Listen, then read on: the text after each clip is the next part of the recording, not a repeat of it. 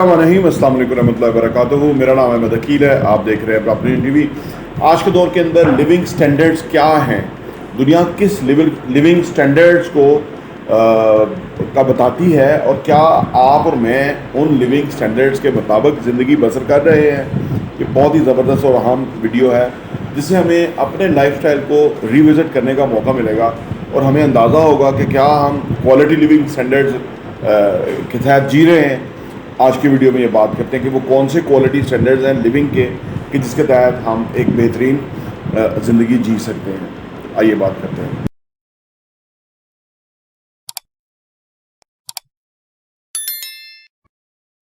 پہلی چیز یہ ہے کہ انکم اینڈ اکنامک کنڈیشنز.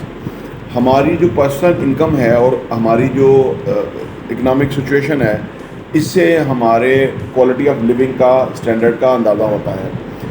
کتنی ہماری انکم ہے اور اکنامک صورتحال کیا ہے ہماری. جن لوگوں کی اکانومی ڈسٹرب ہے، بری صورتحال میں گزر رہے ہیں، وہ کوئی کوالٹی کا لائف سٹائل نہیں جی رہے. لیونگ سٹینڈرڈ ان کے بہت نیچے ہیں. لیونگ سٹینڈرڈ ان کے گرے ہوئے ہیں، کمپرومائزنگ ہیں، اور وہ مشکل سے جی رہے ہیں. تو پہلا انڈیکیٹر یہ ہے، یہ چیک کرنا ہوتا ہے کہ آپ کوالٹی لیونگ جی رہے ہیں کہ نہیں جی رہے، کہ آپ کی جو انکم کیا ہے اور آپ کی جو اکنامک کنڈیشن کیا ہے. نمبر 1 فیکٹر یہ ہے. نمبر 2 یہ ہے کہ جی ہاؤسنگ اینڈ شیلٹر. کیا آپ کے پاس رہنے کے لیے رہائش موجود ہے؟ تو آپ اچھی جگہ رہ رہے ہیں، اچھی آپ کے پاس ہاؤسنگ نیڈ ہے.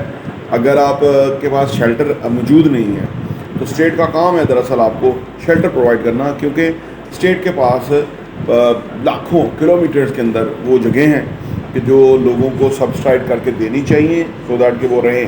لیکن ہمارے جیسے ملک کے اندر یہاں جنرل باجوہ سے لے کے شہباز شریف اور زرداری، یہ لوگ جو ہیں، یہ لوگ لوٹ مار کا بازار گرم کر کے لوٹ کے لے جاتے ہیں. عام آدمی کے لیے کچھ نہیں سوچتے، اور جو انسان عام آدمی کے لیے سوچے اس کو جیل میں ڈالتے ہیں، اس کو ذلیل و خوار کرتے ہیں کہ اس نے عام آدمی کے لیے سوچا کیوں ہے، اس کی جرت کیسے ہوئی سوچنے کی.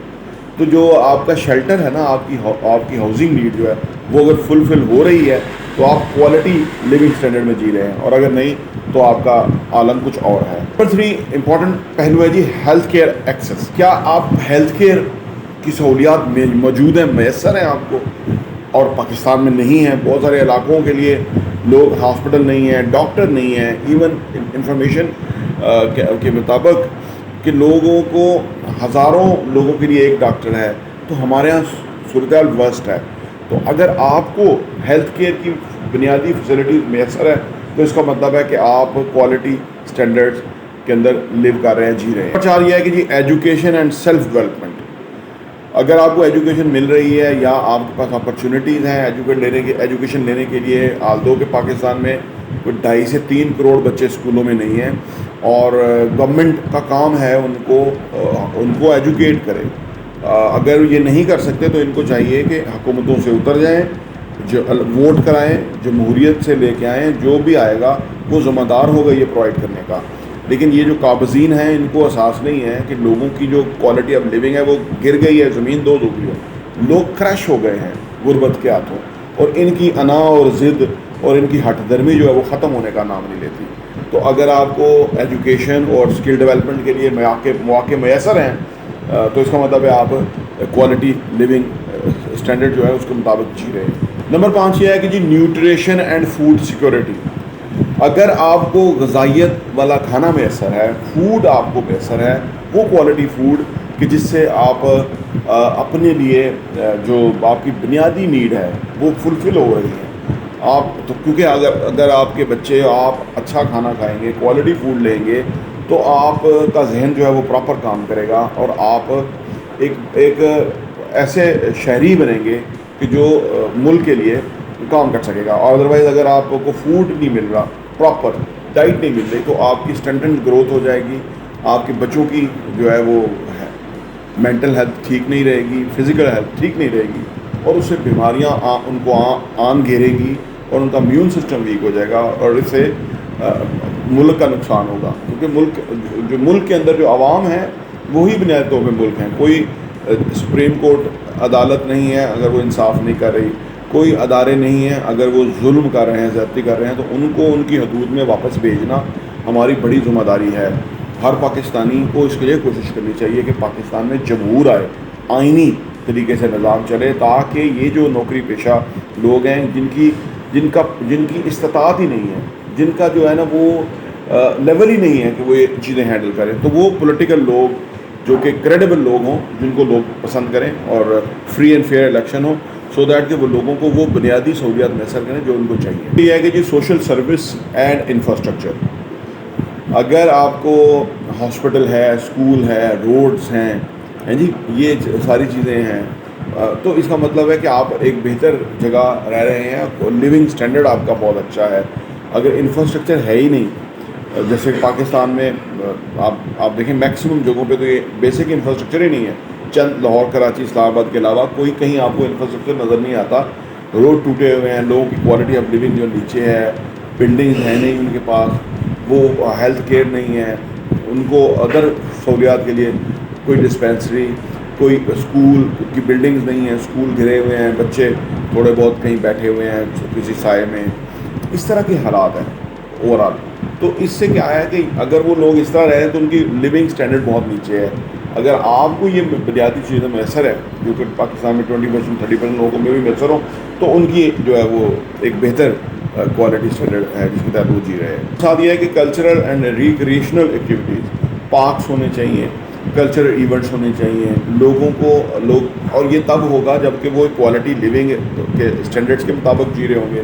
اگر وہ بلو سے ہوں گے تو کلچرلی اور اس طرح سے ریکریشنل ایکٹیویٹیز ان کے لیے ہوئیں گی نہیں۔ جب بنیادی سڑکیں، گلیاں، لوگوں کو پانی جی یہ نہیں میسر ہے، تو پارک پھر کیسے فعال ہوں گے، ایکٹیو ہوں گے؟ اور پارک میں بھی جو ہے نا لوگ تبھی مینٹین رکھتے ہیں جب ان کو بیسک نیسیسٹی آف لائف میسر ہو، ادروائز لوگ پارک کو ہینڈل ہی نہیں کر سکتے۔